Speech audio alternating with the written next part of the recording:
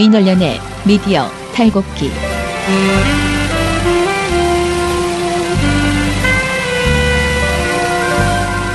안녕하세요. 민원련의 미디어 탈곡기 57화 시작하겠습니다. 예, 저는 민원련의 김원경 사무처장이고요. 미디어 탈곡기의 이장입니다. 네, 저는 부녀회장 배나은 활동가입니다. 네, 이빨 빠질 이빨 빠질 호랑이. 무슨 말이야? 네, 청년회장 이봉 활동가입니다. 예, 저희 오늘 어디 다른 데 와 있습니다. 제가 좋아하는 마포 FM의 스튜디오에 왔습니다. 급습했습니다. 약속하지 않고. 지금 마포 FM의 대표의 방을 뺏어서 네, 상당히 지금 사실 실례인데 오늘은 여기서 해야겠다. 네. 난 오늘 여기서 해볼란다.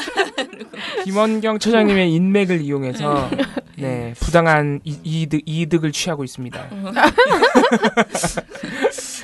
이제 방송을 중단할 수는 없기 때문에 저희가 갑자기 사정이 생겨서요. 스튜디오가 안 됐어요. 그래서 여기 마포 FM으로 아주 들이닥쳤습니다. 전화도 안 하고.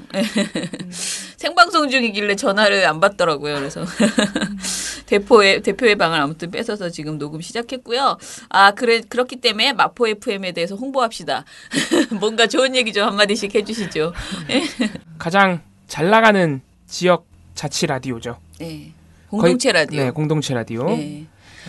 저는 이 마포에 또 살았고 성미산 마을에 오래 살았고 그리고 여기 마포 FM 이 대표? 자꾸 대표 이제 헷갈리는데 아무튼 그분이 우리 민원년에 저랑 92년에부터 94년까지 민원년을 아주 열심히 같이 했던 친구입니다. 그래서 또 민원년의 활동가도 했었어요, 저분이. 예. 그래서 여러 가지 아무튼 친한 사람이 이걸 시작해가지고 마포 FM을 시작해서 많이 도와줘야 되는데 많이 도와주지 못하고 그러나 듣기도 잘 듣고 그리고 출연도 저도 많이 했었어요. 마포 FM 방송도 많이 하고 그랬습니다. 자, 아무튼 간에 마포 FM도 후원을 받고 있고요. 제가 보기에는 굉장히 여러 가지 좋은 그 방송을 해서 팟캐스트에도 굉장히 많이 올리더라고요. 그러니까 많이 한번 찾아서 들어봐 주시면 좋겠습니다. 저희가 오늘 시간을 짧게 써야 되기 때문에 수다는 자제하고 빨리빨리 방송을 좀 진행을 할게요. 누가 먼저 할까요? 저죠 또 뭐. 네, 늘 방송이 먼저라고. 네. 방송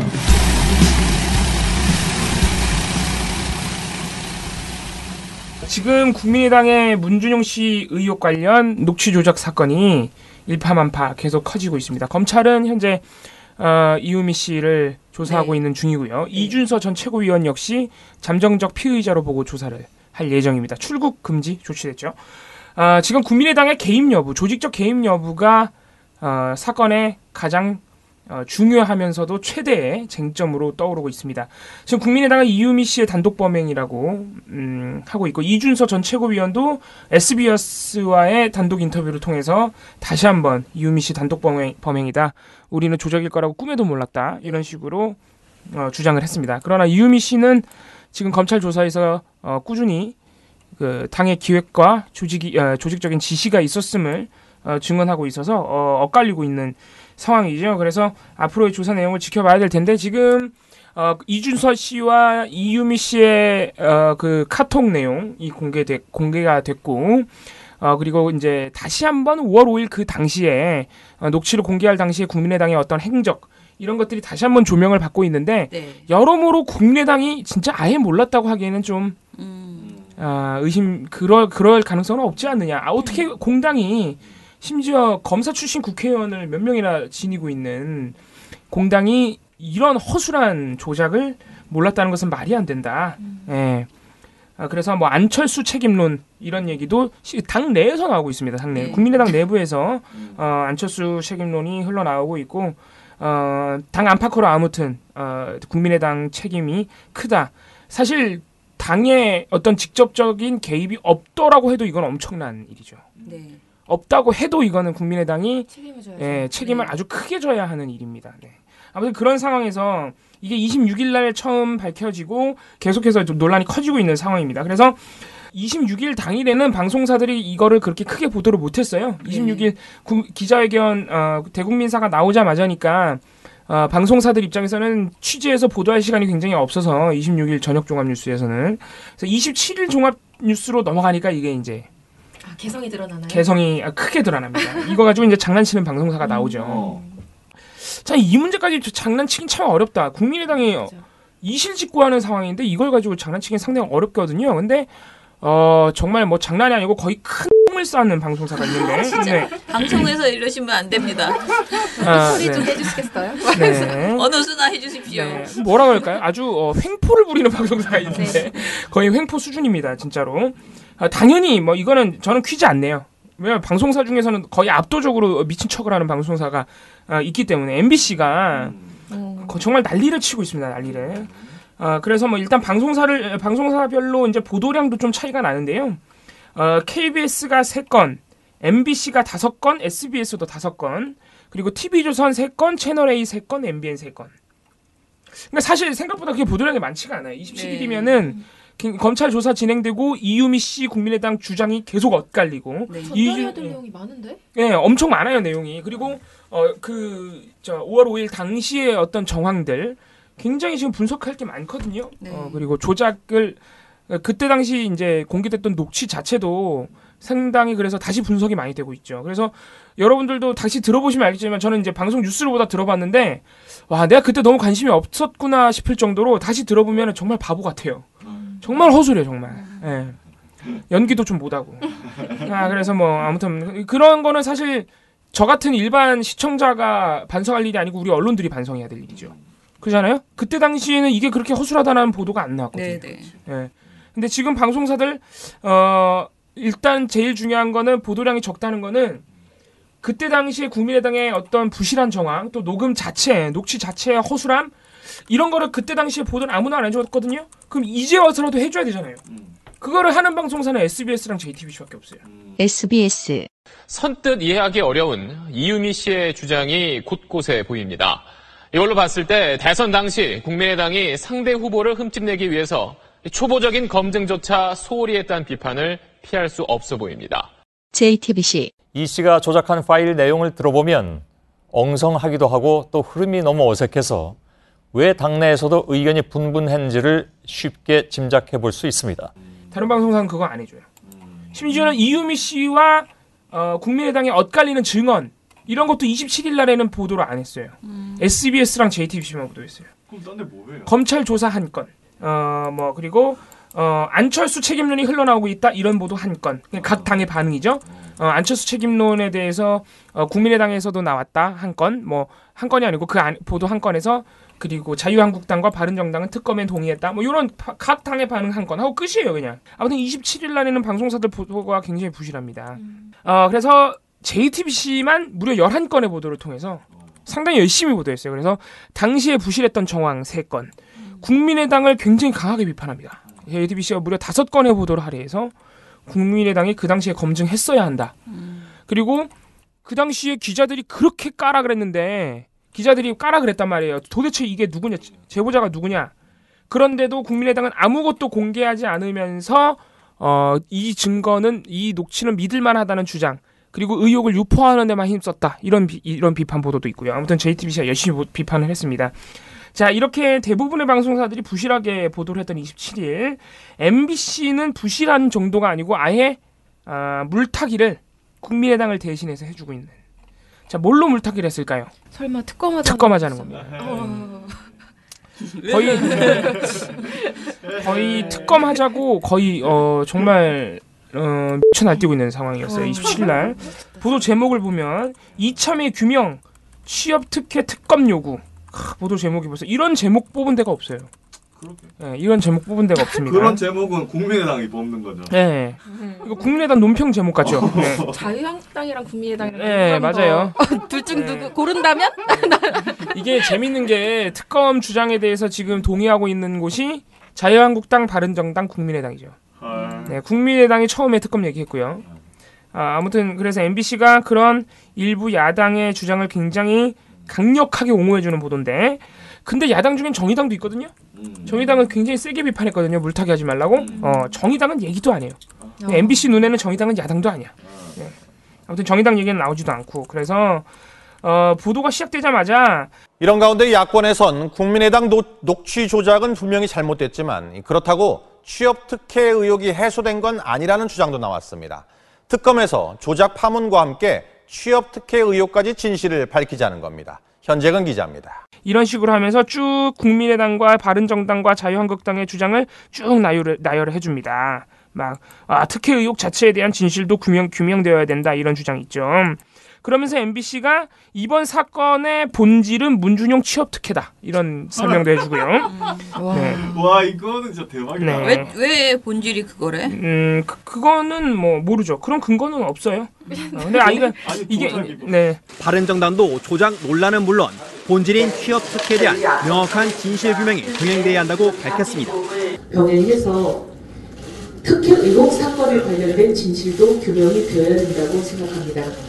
바른정당의 주장 이해운 바른정당 대표의 발언을 딱 녹취 인용해주면서 바른정당 주장으로 처리하긴 했어요. 이런 주장을 이번 조작 사건의 본질은 취업 특혜 의혹이다. 바른정당의 주장 뭐 이런 내용도 있고요. 그러면서 보도 막판에 가면은 보도 막판에 기자가 지금 상황을 뭐라고 정리하냐면 이처럼 입장차가 뚜렷한 가운데 현재 진행 중인 검찰 수사 상황에 따라 취업 특혜 의혹에 대한 진실 공방이 재점화할 수도 있습니다.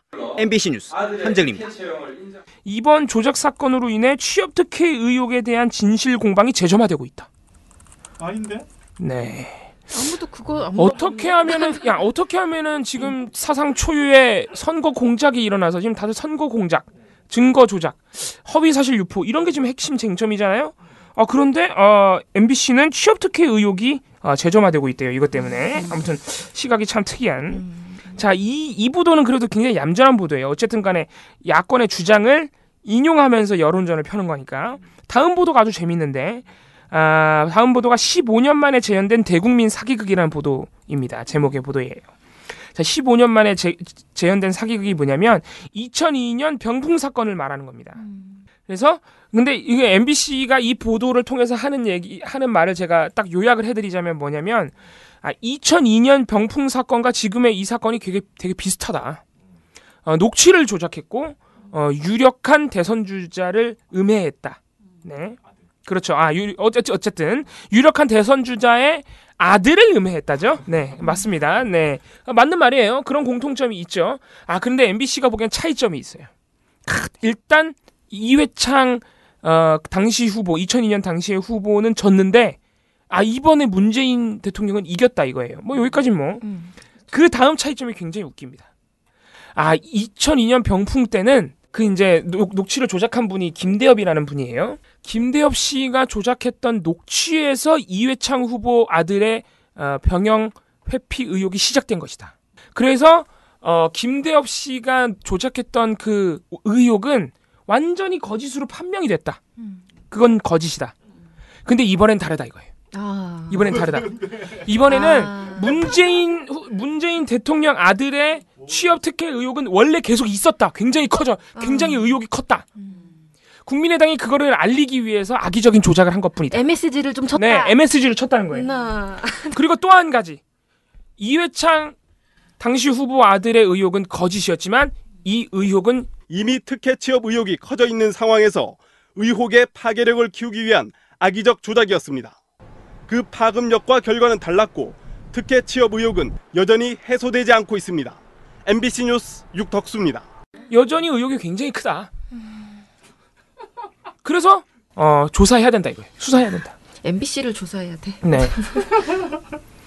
자, 이런 기적의 논리. 자, 그러니까 뭐냐면은 그러니까 이게 되게 보도를 보고 있으면 논리가 웃겨요. 병풍과 이번 사건이 비슷하다. 그렇기 때문에 문준용 씨 특혜 의혹을 수사해야 된다. 결론이 이렇게 가는 거예요. 네, 재밌죠. 그래서 이게 되게 웃긴데, 그러니까 그런 결론으로 넘어가는 중간에 이제 하나의 논리가 뭐냐면 2002년 병풍 사건 당시 조작된 의혹은 거짓이 확실한데 이번에 국민의당이 조작한 의혹은 거짓이 아니야 이거예요. 근거가 뭔데? 근거를 말을 안 해. 뭐 근거를 굳이 제가 이제 찾아보자. 이런 MBC 같은 보도의 그 문제점이 제가 굉장히 힘든 점이 뭐냐면 자꾸 근거가 없으니까 제가 근거를 찾게 되잖아요. 야, 너 이걸 근거라고 된 거겠지 막 하면서 자꾸 고민하게 된다고. 그러니까 근거 중에 하나로 제가 뭐 굳이 찾아낸 게 중에 하나가 김대엽 씨 2002년 병풍은 김대엽이 완전히 처음부터 끝까지 만들어낸 의혹이고 문준용 씨 의혹은 원래 있었다 이거예요. 원래 있었는데 국민의당이 양념을 쳤다 이거야. 악의적 조작으로. 이게 근데 말이 안 되는 게 원래 있었던 게 아니라 이번 대선에도 3월 17일 날 국민의당이 먼저 낸 거예요. 제기를 한 거란 말이에요. 왜냐면은 2012년 대선에서도 한 번 이미 논란이 돼가지고 그때 그 이제 노동부 감사에서 어쨌든 특혜로 볼 수 있는 증거는 없다고 보고서가 나오고 감사 보고서가 나왔단 말이에요. 그래서 2012년 당시에 그 논란이 끝났어요. 그래서 대선에서. 그런데 이번 대선에서 괜히 또 국민의당이 3월 17일 또 얘기한 거란 말이에요. 그럼 뭐예요? 굳이 MBC처럼 말을 하고 싶으면은 사실관계를 따져보면 국민의당이 자기네가 키워놓은 논란에다가 그 논란을 더 키우기 위해서 악의적 조작을 저질렀다. 이렇게 가는 게 맞는 거죠. 원래 의혹이 있었는데 거기 양념을 친 게 아니라. 그러니까 MBC가 처음부터 끝까지 막 논리를 만들어내는 거예요. 막 병풍이랑 비교하면서 병풍 사건이랑. 예. 결론은 문준용 씨를 조사하자 이거야. 야, 진짜 대선 네. 끝났는데도 이렇게 괴롭힐 줄은. 네. 그래서 이런 행태 가지고 우리 노회찬 정의당 원내대표는 뭐라고 했어요? 이런 식으로 하면 특검 주장하고 그러면 대선 불복이라 그랬어요. 그 특검하자는 얘기는 저쪽도 여전히 의혹이 있다라는 얘기를 지금 하는 거 아니겠습니까? 저는 이거야말로 대선 불복이라고 생각합니다. 대선 불복. 네. 그리고 또 하나는 이거 굳이 이제 반박을 해드리자면 병풍 사건이랑 이렇게 단순 비교하는 것 자체가 굉장히 무리예요. 왜냐면 병풍 사건 당시에는 이회창 후보가 그 이제 조작된 의혹의 당사자인데도 계속 1위를 달렸어요. 박빙이지만 1위로 달리다가 대선 당일날 지는 거야. 그런데 국민의당 같은 경우에는요 이미 그 녹취를 공개할 당시에 엄청나게 지고 있었어요. 자기네 후보가. 5월 2일 JTBC 뉴스룸. 오늘까지의 여론조사가 그 결과를 공표할 수 있는 마지막 조사입니다. 더불어민주당 문재인 후보가 40.2%로 1위를 이어가는 가운데 안철수 후보는 일주일 만에 25.2%에서 19.7%로 하락세가 이어졌습니다. 그러니까 이렇게 단순 비교하기 어렵죠. 지다가 그냥 끝까지 진 거고. 그러니까 지니까 그거를 만회해보기 위해서 사실은 무리수를 둔 거죠. 5월 5일 날. 그런 한 가지 차이점이 있고 그리고 김대엽 씨는요. 대선 전에 구속이 됐어요. 조작한 게 다 들통나가지고. 그런데 지금 국민의당은 뭐예요? 대선 끝나고 한 달이 훨씬 더 지났는데 이제 와서 실토하는 거 아닙니까? 엄청난 차이죠. 그러니까 대선 전에 병풍 사건은 대선 전에 그래도 국민들이 이건 조작이구나 알았단 말이에요. 그런데 이번 사건은 대선이 끝나고 한참 뒤에 알게 된 것이죠. 네, 이런 좀 구체적인 차이점도 있고 하지만 무엇보다 MBC가 병풍 사건이랑 이런 식으로 비교하면서 병풍이 조작한 의혹은 거짓이고 이번엔 아니야. 이번엔 사실일 가능성이 있어. 이런 식으로 보도하는 그 시각 자체가 굉장히 잘못된 게 두 사건 모두 본질은 뭐냐면은 민주주의의 기반을 흔드는 선거 공작이라는 거예요. 그게 본질이죠. 그렇기 때문에 국민의당을 굉장히 조사를 많이 해야 되고 만약에 혐의점이 드러나면 모든 당사자들을 엄하게 처벌해야 되는 겁니다. 거기에 초점이 있는 거지 지금 그때 의혹은 거짓이 이런 게 지금 완전히 초점을 흐리고 있는 거죠. MBC가. 그러니까 완전히 프레이밍을 하고 있는 거죠. 지금 선거 공작이 중요한 게 아니라 문준용 씨 특혜 의혹이 사실인지가 중요하다. 이런 식으로 계속 이렇게 본질을 흐리고 있는 겁니다. 그래서 MBC가 상당히 문제가 크다 이런 말씀드리고 그래서 TV조선 같은 경우에도 그러니까 이런 MBC, TV조선, 채널A, MBN 요 네 방송사가 가장 문제가 되는 게 뭐냐면 특검을 그냥 있는 그대로 받았어요. 특검 주장을. 문준용 특검 주장을. 그에 대한 비판 여론을 써주질 않아요. 심지어는 그 특검 주장에 대해서 국민의당 내부에서도 비판이 나왔거든요. 김태일 의원이 당내에서도 쓴소리가 나왔습니다. 일각의 특검 주장은 국민들에게 국민의당이 이 문제를 구태의연한 정치 공방으로 물타기 하는 것으로 보일 가능성이 있고 이거는 뭐 완전히 그냥 누가 봐도 물타기인데 그러면 안 된다 이런 식으로 당 내에서도 비판이 나왔거든요. 요거를 KBS, SBS, JTBC만 보도해요. 당내 비판을. MBC, TV조선 채널A, MBN 다 보도 안 합니다. 그러니까 이런 식으로 보면은 지금 종편 3사와 MBC가 이번 사건을 어떻게 몰아가려는지 좀 눈에 보이죠. MBC는 너무 지금 벗고 날뛰고 있는 거고 TV조선 채널이 MBN은 간 보면서 특검으로 몰아가려는 거예요. 이런 식으로 보도가 계속되면은 MBC, TV조선 이런 방송사들은 계속 그냥 시청률 1% 안 나오는 거죠. 네. 근데 제가 어제 보고서를 막 초안 날 것을 막 받았잖아요, 어제. 그래서 막 너무 두서없이 막 그 보면서 이것의 의미를 크게 생각 안 했었는데, 제가 어제 말하다가 이제 종편에서 그 이제 정치데스크, 채널A 정치데스크에서 권양숙 여사 의혹에 대해서 잘못한 건 바로바로 인정을 하고 정정하는 모습이 좋네요라고 말했다 그랬잖아요. 홍성규 씨가 앵커가. 네. 근데 사실 이거를 다시 제가 이렇게 곰곰이 생각해 보니까 보고서를 정리하면서 보니까 이게 당시에 거의 지금 사태와 거의 똑같은, 물론 그건 조작은 아니지만 큰 실수를 했던 거잖아요. 근데 이때 만약에 제대로 혼났다면 국민의당이 이런 그 폭로성 주장을 아무렇게나 하는 것, 대책 없이 하는 것에 대해서 제대로 혼났다면 이런 일이 또 발생했을까 그런 생각이 들었고요. 이게 사과를 한 날이 5월 4일이었고요. 그 다음 날 이런 폭로를 또 한 거예요. 예. 그러니까 난 못 준다 그러죠? 예. 뭐 개가 뭐를 못 끊는다는 말도 있죠. 근데 저는 좀 아무튼 이랬어요. 그때 연합뉴스 보도를 보니까 5월 4일 날 뭐라고 했냐면은 그 국민의당 공명선거 추진위원장 이용주 의원이 비록 착오로 인한 것이지만 권 여사께 진심으로 사과드린다. 그냥 제작기의 이자를 빌어 진심으로 사과드립니다. 전적으로 저의 잘못입니다. 향후 제가 책임져야 할 부분이 있으면 인분의 책임을 지도록 하겠습니다. 권양숙 여사께는 이후 직접 찾아뵙고 다시 정중히 사과를 드리도록 할 예정입니다. 라고 사과문을 발표를 했더라고요. 근데 이런 말을 하고 그 다음날 이런 폭로를 했다는 게, 그런데 우리가 만약에 언론이 5월 4일에 이런 보도가 나왔을 때 막 뭐라고 혼내주고 이렇게 하면 정말 안 된다, 선거 시기에 이러면 안 되는 것이다, 이런 그 카더라성 의혹 제기하지 마라 이렇게 했다면은 과연 이랬을까. 그러니까 이번 일에 있어서 언론이 정말 공범이다 그런 생각이 들었어요. 네. 종편의 행태들이나 오히려 칭찬하면서 바로바로 정정하는 모습은 보기 좋다 이렇게 말하고 반대로 민주당이 그런 사고를 쳤다고 생각해 보세요. 권양준 여사 구촌 그 뻥이잖아요. 완전 뻥이었잖아. 민주당이 아마 그런 사고 쳤으면 난리 났을 겁니다. 이제 엎어졌을 거예요. 언론들이 이명박근혜 아바타입니까? 실망입니다. 4차 산업혁명은 이미 우리 곁에 와 있습니다. 민원연은 4차 산업시대를 맞아 언론의 미래만 보고 가겠습니다. 우리나라의 기울어진 언론 지형을 바로잡을 단체 누굽니까? 민원연의 미디어 달곡기. I see skies of blue.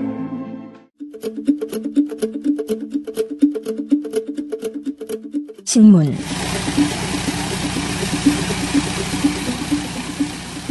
27일 날 정부가 좀 그러니까 일부에서 충격을 받을 만한 어떤 사안을 좀 공개를 했죠. 그러니까 신고리 5,6호기 라는 것이 이제 지금 건설 중인데 공사가 허가가 나서 진행을 하고 있는데 이거를 일단 중단하고 우리 공론화위원회를 만들어서 3개월간 좀 얘기를 해보고 최종 심의 배심원단을 만들어서 계속 공사를 할지 완전히 엎을지를 결정하자라는 제안을 했어요. 민의를 수렴하자는 겁니다. 그렇죠. 그러니까 사실 이거는 대선 공약이었어요. 문재인 그 정부의. 그리고 사실 더 정확하게 말하면 홍준표 후보를 제외한 다른 모든 후보들의 대선 공약이었습니다. 그래서 다만 여러 가지 이게 경제적 효과라던가 지역 주민의 의견도 들어봐야 하는 문제이기 때문에 내가 대선 공약 냈으니까 내일부터 공사 중단해 이렇게 하지 않고 여론 수렴 과정을 거치겠다라는 것이죠. 이게 공정률이 꽤 돼요. 한 25% 공정률이 되고 이미 한 수조 원이 들어가가지고 아무튼 좀 어려운 면이 있어서 민의를 수렴하는 겁니다. 그런 얘기들이 있는데요. 일단은 이게 그 얘기들이 제일 많으니까 전반적인 보도 논조는 일단 다들 예상하시겠지만 동아일보, 조선일보, 중앙일보 그리고 한국일보도 약간 부정적입니다. 한국일보도 이번에는. 근데 부정적인 이유가 조금 달라요. 고 조중동 같은 경우에는 제일 먼저 부각하는 게 경제적 손실 그리고 관련 산업 경쟁력이 악화될 것이다 라는 얘기, 그리고 시민 배심원단 전문성 부족 이런 것들을 우려를 했는데요. 한국일보 같은 경우는 이게 절차가 이미 정해진 절차를 사실 다 따라서 된 거잖아요. 네네. 그 뒤에서 실제 뭐가 조작이 됐는지 이런 걸 떠나서 어쨌든 정해진 루트대로 다 했는데 이걸 나중에 이렇게 대통령이 바뀌었다고 한 번에 뒤집는다면 다음에 정권이 바뀔 때 또 뒤집을 수 있냐. 그러니까 업자라던가 이렇게 논의 과정 자체를 이렇게 한 번에 뒤집는 것들이 정당한가라는 측면에서 문제 제기를 좀 한 것이고요. 반면 경향신문하고 한겨레는 좀 상당히 긍정적으로 평가를 했습니다. 그래서 요것들을 확인해 볼 수 있게 제가 몇 가지 퀴즈 겸 질문을 해서 보도 양상을 살펴보려고 하는데요. 손실 비용들이 있죠. 아까 말씀하신 것처럼. 손실 비용이 꽤 커요. 그렇죠. 이거 어려운 문제예요. 집행된 공사비가 1조 6천억 원이고요. 만약에 이게 결정이 나서 공사가 완전 중단이 되면은 뭐 배상금 이런 것까지 해서 2조 6천억 원. 이게 꽤 들어갑니다. 또 철거 비용이 또 따로 있어요. 그죠. 또. 근데 이것도 사실상 추산 비용이고요. 정말 더 들어갈 수도 있는 어려워요. 것이거든요. 어려운 근데 문제예요. 아예 손실 비용을 보도하지 않은 매체가 있어요. 한 군데. 손실 비용을 말을 안 해주면서 그럼 비판해요? 그런 겁니까 지금? 아니요, 비판 안 하는, 뭐 비판한다 안 한다 그런 거 문제가 문제를 아니라 아예 비용 문제를 얘기를 안 해준다. 금액을 얘기를 아예 안 하는 매체가 하나 있어요. 그 행위는 어떻게 생각하십니까? 네? 그 행위에 대해서 일단 어딘지 왜 얘기를 안 맞춰보시고 해주지? 얘기를 해줘야지. 맞춰보시고 결정하시죠. 한 군데라 그러니까 맞추기가 굉장히 어렵네. 중앙 하겠습니다. 뭘 안 하는 건 중앙이야. 중앙? 나는 봤어. 경향. 아이 그러면 둘 중에 하나였다. 아이 초등이 대답하지 그러시면 어떡해요? 난 봤어 하고 대답을 해버리시면 어떡합니까? 난 봤으니까 대답 안 하겠어. 이렇게 가셔야지. 네, 말씀하신 것처럼 경향입니다. 이 퀴즈는 망했어. 놀랬어 그래서. 경향은 왜 얘기 안 했을까? 그거는 잘못된 행태인데. 경향신문이 너무했다 그건. 경향신문. 그래서 한겨레 아니면 경향을 했어요. 제가 좀 말 좀 할게요. 네. 경향신문 같은 경우는 비용 문제를 어떻게 얘기하냐면 정부는 공사를 중단하면 비용 발생이 불가피하지만 공론화 작업을 위해 보다 중립적이고 공론화 작업을 보다 중립적이고 공정하게 진행하기 위해 공론화 기간 중 일시 중단이 바람직하다고 판단했다. 그러니까 정부 입장을 그대로 받아준 거고 실제 비용을 말을 안 해주는 거예요. 그러면 안 되죠. 비용을 얘기해 줘야죠. 이러이러한 문제점이 있는 걸 알려줘야지. 자, 반대로 관련 보도 제목에 공사 비용. 자, 탈원전에 가장 반대하는데. 세 개의 매체가. 아이, 조중동이잖아. 근데 이 중에서 관련 보도 제목에 들어가는 금액을 명시했는데 그게 일면 보도다. 이게 두 개의 매체가 있어요. 조동 맞아요. 이런 건 뻔합니다. 네, 헷갈렸어요 방금. 일단 동아일보는 2조 6천억 들인 신고리 원전 공사 스톱. 조선일보는 1조 6천억 들인 원전 공사 잠정 중단. 그리고 중앙일보는 이면 머리 기사인데요. 1조 6천억 투입해놓고 비전문가에게 국가 대개 물어. 왜 중앙일보는 2조라고 했죠? 동아일보 말씀하신 거죠? 네. 동아일보 2조 6천억은 아까 말씀드린 것처럼 총손실 비용을 제목으로 뽑은 거예요. 짓는 데 들어간 것뿐만 아니고 다른 데는 이미 집행된 공사비만 뽑은 무슨 말인지 거고요. 알겠습니다. 그리고 조선일보 같은 경우에는 다른 기사에서 비용 문제를 어떻게까지 부풀려서 얘기를 하느냐면 그 자유한국당 박맹우 의원이 요거 관련해서 공사를 중단하면 얼마의 손실이 일어날 거다라고 추산한 비용이 있는데요. 그게 6조 원까지 추산을 하거든요. 근데 정부랑 많이 차이가 나네요. 네. 이게 들리는 말에 따르면 정말 넣을 수 있는 상상해서 넣을 수 있는 모든 걸 다 넣었고 이걸 왜 여기 넣어 하는 것들까지 다 쑤셔 넣어서 어쨌든 나온 게 6조. 그 4대강 보호에 대해서는 좀 그렇게 열심히 해보시지. 네. 그래서 조선일보는 거기까지도 일단 얘기를 했다는 거고요. 한겨레랑 한국일보는 그냥 기사 내에서 추산치 뭐 이런 것들을 다 얘기를 해줍니다. 자, 그러니까 미니 수렴하게 되잖아. 돈 많이 들어가니까. 자, 두 번째. 종합공정률하고 별개로 또 실제 시공률 수준이 있죠. 네. 이게 5월 말 현재 종합공정률은 28.8%인데요. 실제 시공률은 10.4% 수준이라고 합니다. 그래서 그렇습니다. 이제 이거를 중단해도 된다라고 말씀하시는 분들은 보통 실제 시공률은 이 정도 수준이기 때문에 이게 중요한 거니까 이게 지금 멈춰도 사실 괜찮은 수준이다. 아직은 이라고 얘기를 하고 있는 건데요. 일단 실제 시공률을 기사 내에서 언급한 매체가 세 군데 있습니다. 언급해줘야지. 언급해줘야 되는 거니까. 머리 쓴다. 한경한 봅니다. 한경한? 네. 나도 그렇게 하려고 했는데. 네, 정답입니다. 네, 그러니까 이건 좋은 거니까. 잘한 거니까. 바로 다음으로 넘어갈게요. 네. 전기요금 상승 문제 빠지지 않죠. 전기요금 폭등 우려. 그건 뻥이지. 인간적으로 그건 뻥이야, 근데. 일단 사실 우리가 탈핵을 하면 전기요금은 상승할 수밖에 없는 측면이 있어요. 폭등은 아니야, 근데.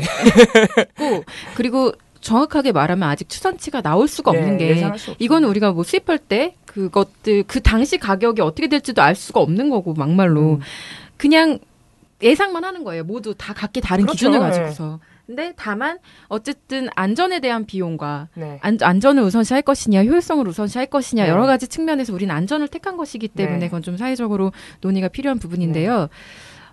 전기요금 폭등 우려를 전달한 곳은 두 군데 매체입니다. 조동. 두 분 다 틀렸어요. 소장님 빼겠습니다. 또 난 아는데 이러면서 조동이 아니면은 조중 갑니다. 조중. 이렇게 맞을 때까지 계속 바꿀 거예요? 네, 조중입니다. 네, 조중이지. 조동 아니면 조중이야. 일단 조선일보는 사설에서 최근 5년 평균 전력 판매 단가를 언급을 하면서 전기요금이 굉장히 비싸질 수밖에 없다. 이렇게 말을 해주고요.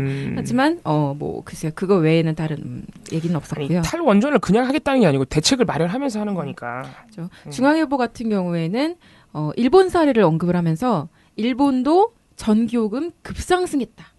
이렇게 언급을. 그거는 사실관계를 확인을 해줘야 되는 거 아닌가? 언급을 해줬습니다. 그리고 근데 사실 이런 얘기들을 들으면서 제가 느낀 거는 뭐냐면 정부가 지금 뭐 연내 안에 모든 핵발전소를 중단하겠다, 가동 중단하겠다 이렇게 밝힌 게 아니라 그냥 신규 원전 건설을 백지화하겠다고 말한 거잖아요. 맞아요. 근데 그거 말했는데 지금 이렇게 막 급등한다, 막 어떻게 될 거다 이렇게 얘기하는 게 그렇죠. 전제 자체가 잘못된 게 그게 자체가 자체가 좀 이해가 안 되고. 그러니까. 또 하나는 그 JTBC가 요거 관련해서 팩트체크 보도를 하나 냈더라고요. 네, 맞습니다. 그래서 탈원전으로 전기요금 폭등 확인해보니라는 보도인데요. 이게 정부 발표 기준을 그대로 반영해서 만들어낸 국책연구기관 에너지경제연구원 분석 결과를 얘네가 좀 추산을 한 건데 요 보도에 따르면 폭등 이렇게 전망을 해도 되겠습니까? 결론부터 말씀드리면요. 사실로 보기 어렵습니다. 한 가구가 부담할 액수로 단순 계산을 해봤더니 1년에 한 가구가 추가로 부담해야 될 액수 8,367원이 나왔습니다. 네, 그러니까 이제 8,300원이면 결코 이제 폭등이나 급등이라고 보기는 좀 어려울 것 같은데 물론 단순 계산이고 이제 추정치를 이야기한 거잖아요. 맞습니다. 네. 1년에 그러니까 그 추산치에 따르면 1년에 한 가구가 추가로 부담해야 될 액수는 한 8,360원 수준이라고 합니다. 근데 이거를 폭등이라고 표현하는 것은 좀 부적절한 선동이다라는 생각이 좀 들어요. 자, 네 번째 질문입니다. 원전 산업의 경쟁력 약화, 업계 피해를 부각한 매체들이 있는데요. 일단 원전 산업에 종사하는 업계 관계자들, 업계 종사자들의 그 목소리를 별도의 보도로 빼서 보도한 매체가 두 군데 있어요. 어딜까요? 조중 봅니다. 조중? 조동? 네, 틀렸습니다. 두 분 다. 동중. 야, 맞출 때까지 하지 말라고. 앞으로 상품을 걸어야겠다. 중앙일보랑 한국일보였습니다. 아쉽네. 중앙일보는 일단 원자로 핵심 기술 개발했더니 한숨 쉬는 중기들 이런 보도를 내놓고요.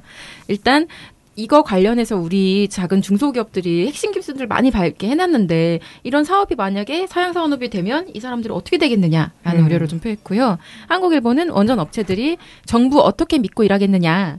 이렇게 다 절차대로 따라서 정해진 사안을 이렇게 정부가 뒤집으면 같이 못한다라는 그런 피해사항을 좀 부각을 했습니다. 근데 뭐 업계의 목소리를 담아주는 것도 필요한 보도입니다. 사실은. 옳다 나쁘다의 문제는 아니고요. 부각을 했냐 안 했냐인데요. 그렇다면 이것과 함께 나와야 되는 거는 주민들 여론. 그렇죠. 이게 중요한 거예요. 여론을 어떻게 보도를 했느냐를 좀 봐야 될 것 같은데요.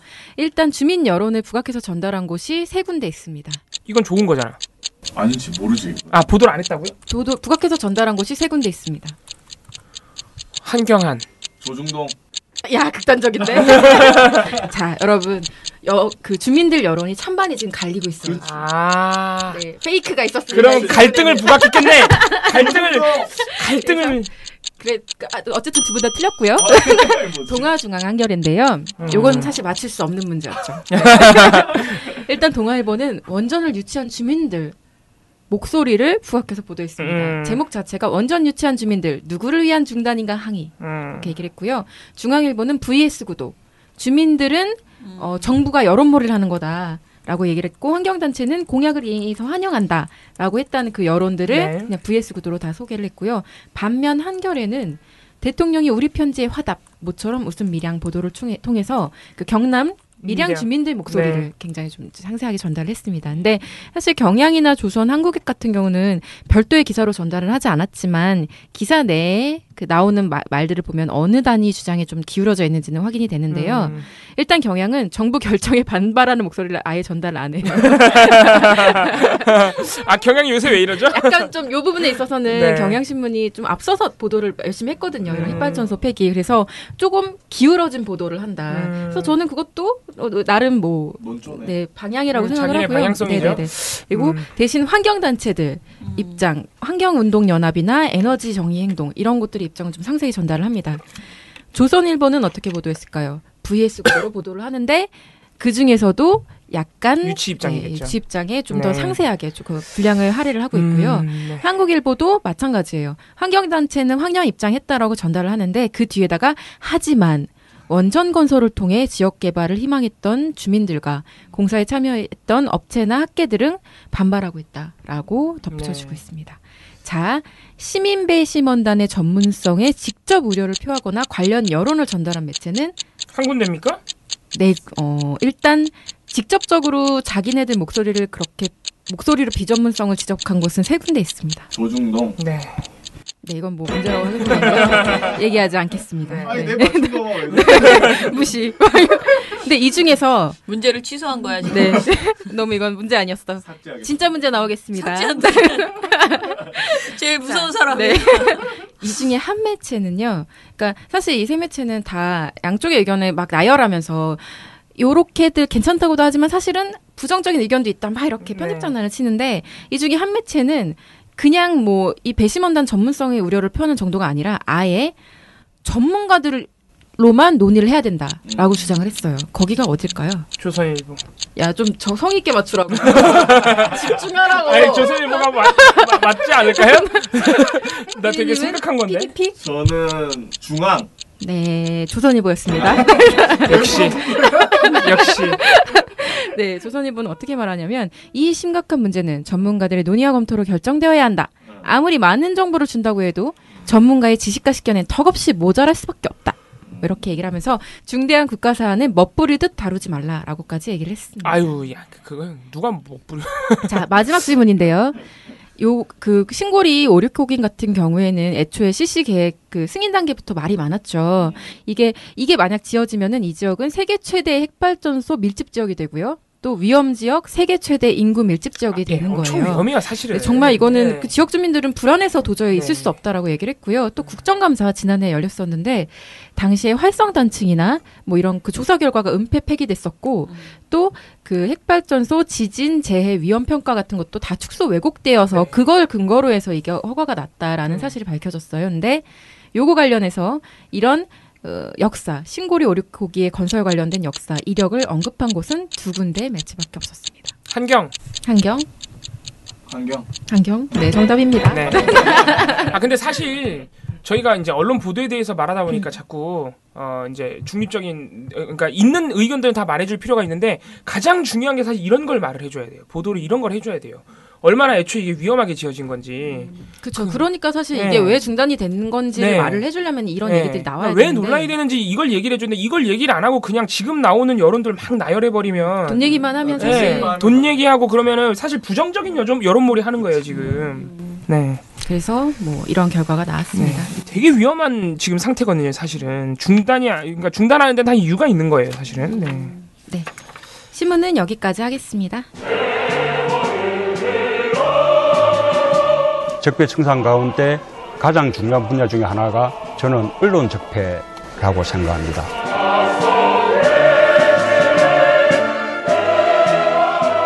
민원연에 대한 압도적 지지가 대한민국의 새 시작을 여는 힘입니다.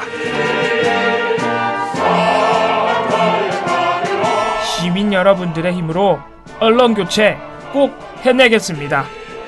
정말 잘해보고 싶습니다. 힘을 모아주십시오. 민원연의 미디어 탈곡기.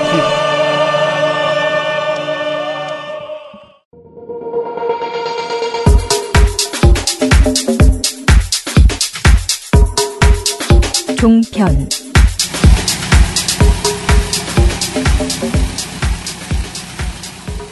저는 사실 할 게 되게 많은데 진심으로 많은데 그 성범죄 그거 아까 말씀드렸으니까 그 얘기 할게요. 일단은 그 성폭력 사건이 발생해서 한마디로 이제 남자 고등학생이 여학생들에게 집단 성폭행을 가해서 5년 만에 그것이 이제 밝혀져 가지고 1심 선고보다 무거운 형이 내려지긴 했지만 아무튼 이것에 대해서 좀 말들이 이제 있어서 화제가 됐나 봐요. 근데 아무튼 성범죄 보도를 이야기를 하면서 이제 그동안 우리가 강하게 지적하지 않았던 문제를 이제 좀 지적을 했던 내용들이 있어서 이제 봤어요. 일단은 이런 얘기를 했어요. TV조선 신통방통에서 전지현 변호사라는 분이 6월 23일에 그리고 가해자 입장에서 어려서 잘 모르고 했다고 주장할 수 있을지는 모르지만 더 어린 피해자는 저 치욕감을 평생 안고 살아야 되거든요. 라고 이야기를 했거든요. 네. 이 발언이 문제로 있어 보여요? 치욕감이라는 표현을 피해자한테 네. 그러니까 이제 사실은 많은 사람들이 성폭력이 얼마나 큰 잘못인지를 강조하는 과정에서 이런 이야기들을 쉽게 하거든요. 근데 사실 이게 되게 하지 말아야 될 표현이라고 성폭력 수첩 같은 거 가이드라인에서는 이야기를 해요. 네. 근데 이거를 저도 강하게 지적을 한 적이 없어요. 왜냐면 이런 말들이 사실 너무 일상다반사로 나와서 근데 이 친구는 이제 그거를 제가 읽어보고 쓰라고 했기 때문에 열심히 읽어보니 이거는 문제가 있다 이렇게 지적을 했더라고요. 근데 이게 뭐냐면은 여성가족부와 한국기자협회 한국여성 그 인권진흥원에서 같이 만든 성폭력 사건 보도수첩이라는 게 있습니다. 이거 당시 2014년에 만든 건데 여기에서 여성부 장관이 그 발간사에 이렇게 써 있어요. 성폭력은 그 피해만으로도 힘들지만 씻지 못할 상처, 성폭력 피해자라는 낙인 등 사회적 시선과 편견이 피해자에게 평생 피해의식으로 남습니다. 언론이 충분한 인식을 갖고 독자와 피해자가 느끼게 될 감정을 고려하여 보도한다면 좋겠습니다. 뭐 이런 식의 내용이 있거든요. 그래서 이 성폭력 피해자의 대해서 씻을 수 없는 평생 씻을 수 없는 치욕감 이런 말들의 표현은 사실 부적절하다. 아예 안 쓰는 것이 좋겠다라는 그런 이야기고요. 그다음에 이제 피해자의 상황을 지나치게 자세히 묘사하는 것들도 항상 문제가 되잖아요. 그거는 저희가 꾸준히 지적해왔던 이거는 문제죠. 뭐 보도본부 한라인에서 6월 23일 문승진 기자가 당시 피해 여학생들은 진짜 말할 수 없는 고통을 받았습니다. 당시 중1 피해 여성 학생들은 사건 당시 말하면 부모님까지 죽여버리겠다는 가해자들의 말에 겁이 나서 반항할 생각조차 못했다고 하고요. 또 이후 몇 달 동안 무서워서 집을 나가지도 못했고 가해자들이 졸업하고 난 후에도 충격과 불안감, 우울증에 시달렸다고 합니다. 결국에는 학교 자퇴까지 했고요. 어머니한테 이사를 가자고 했지만 가정 형편이 안 좋아서 돈이 없어서 동네를 떠나지 못했다고 합니다. 그래서 재판부는 피해자에게는 수십 년이 지나도 잊을 수 없는 범죄를 저지른 지 겨우 5년밖에 지나지 않았다며 피해 여학생들이 스스로 목숨을 끊을 시도도 여러 번 했다고 이런 이야기들을 너무 자세히 이야기를 해서 사건과 무관한 생존자의 사생활까지 언급하는 것은 좋지 않다. 그리고 생존자들이 호소하는 정신적, 신체적 고통을 묵인해서는 안 되지만 동시에 가정형편 같은 사생활 영역을 스토리텔링 소재로 사용하는 것도 그러니까 원치 않는다. 피해자들이 그런 이야기를 이제 했고요. 그다음에 이제 사파 문제는 여전히 계속 있더라고요. 그래서 이 사파는 물론 MBN처럼 그렇게 세진 않았는데 지금 TV조선 채널A 등이 계속 사파를 통해서 그 성폭력 그 피해자들이 막 울고 있고 술을 막 강제로 먹이려고 하는 그런 장면들을 남자들이 그 사파 좀 안 쓰면 안 되나? 그러니까요. 그래서 이게 이제 2차 피해의 우려가 있기 때문에 사파를 안 써줬으면 좋겠다. 마지막으로 가장 이제 세게 이 친구가 쓴 게 이걸 맨 위에다 이야기를 했던 건데 이 사건의 이름이 여중생 집단 성폭행이에요. 그래서 이거를 쓰지 말라고 너무 강하게 주장을 했어요. 근데 이걸 이제 내가 민원연 보고서에서 여중생 집단 성폭행이라는 말을 썼다고 비판을 한다는 게 가능한가. 민원연 보고서는 그 결이 있잖아요. 여성단체 보고서랑은 좀 다르거든요. 그래서 이제 좀 고민을 했어요. 그래서 어떻게 해볼까라고 봤는데 전반적으로 보면 여중생 집단 성폭행이라는 이름을 안 쓴 곳이 하나도 없어요. 언론사가 다 썼어요. 그런데 이제 조선일보 같은 경우에는 도봉 여중생 집단 성폭행 뭐 이런 식으로도 제목이 이제 붙어 있더라고요. 그랬고 그 MBN의 아침엔 매일경제에서는 조선일보의 제목을 그대로 이제 하면서 도봉 여중생 사건 이렇게 쓰거든요. 도봉 여중생 사건 이렇게 쓰는데 이게 이제 왜 내가 설명을 뭐라고 했냐면요. 어떤 사건을 어떤 이름으로 부르느냐는 굉장히 중요하다. 근데 우리가 이제 여자라는 말을 쓰지 말자. 뭐 이런 것도 굉장히 많고 그리고 사실은 가해자의 이름, 가해자의 주체가 앞으로 나가는 게 사건의 주체로 나가는 게 좋다라는 거죠. 그러니까 예를 들어서 93년에 서울대 교수가 여성 조교를 성희롱한 사건이 있었는데요. 당시 이 사건은 우조교 사건 사건이라고 불렸어요. 그래서 모든 사람들이 지금도 우조교만 알지 그 가해자가 그러니까, 교수 성을 몰라요. 그래서 그러면서 그 사건이 남자 교수 자체는 가해자는 완전히 사라지고 우조교가 이것을 열어놔했고 우조교가 피해를 받았고 계속 우조교의 문제로만 그래서 결국은 굉장히 그 피해자가 더 큰 피해를 입는 그런 경우가 있었거든요. 그래서 모든 사건을 이름 지을 때 언론에서 여중생 집단 성폭력보다는 그 여자를 일단 빼고 그다음에 가해자 중심으로 이게 가해자는 여중생은 아니었거든요.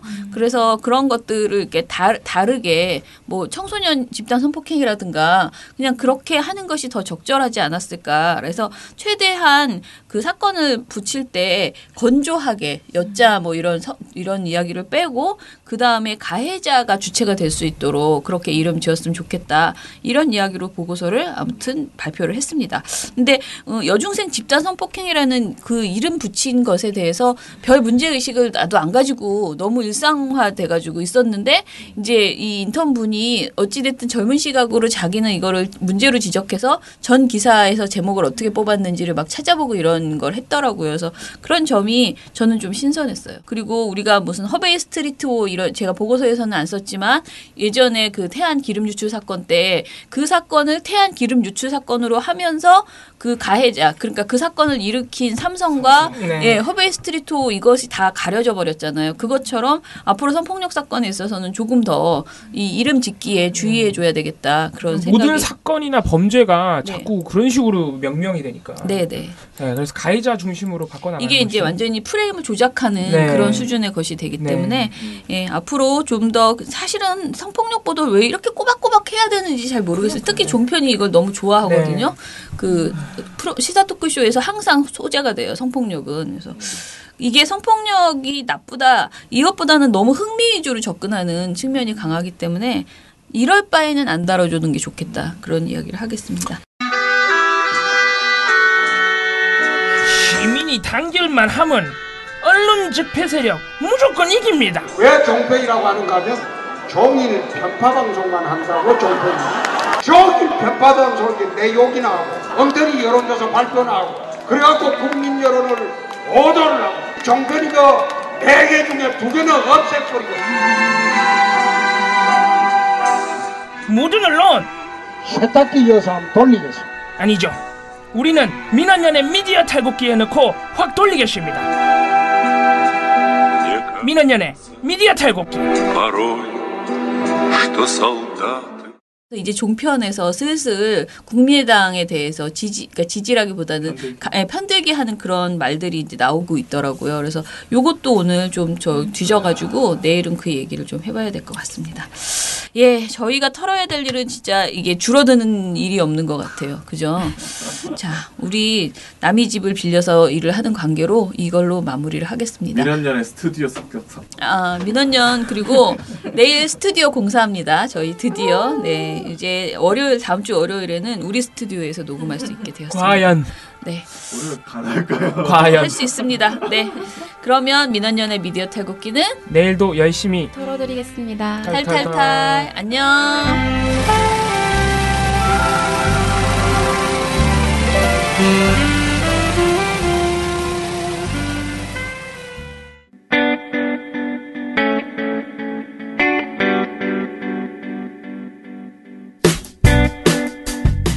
안녕하세요. 민원연의 이봉우 활동가입니다. 우리나라에서 언론의 문제는 민주주의의 문제입니다. 독재와 부패 기득권을 대변하는 언론들은 아직도 살아있습니다. 민주주의의 문제는 곧 우리 삶의 문제입니다. 사주의 입장을 반영한 권력의 욕심을 투영한 언론, 이들을 감시하려면 전문성과 꾸준함 그리고 투명함이 기초되어야 합니다. 민원연은 1984년부터 시민단체로서 언론을 감시해오고 있습니다. 민주언론시민연합은 여러분의 소중한 후원으로 투명하게 운영됩니다. 민원연 후원으로 언론을 감시하고 견제하는 활동에 힘을 보태주세요. 민주언론시민연합은 여러분의 소중한 후원으로 투명하게 운영됩니다. 회원 가입 및 후원 문의 전화번호는 서울 전화 02-392-0181입니다.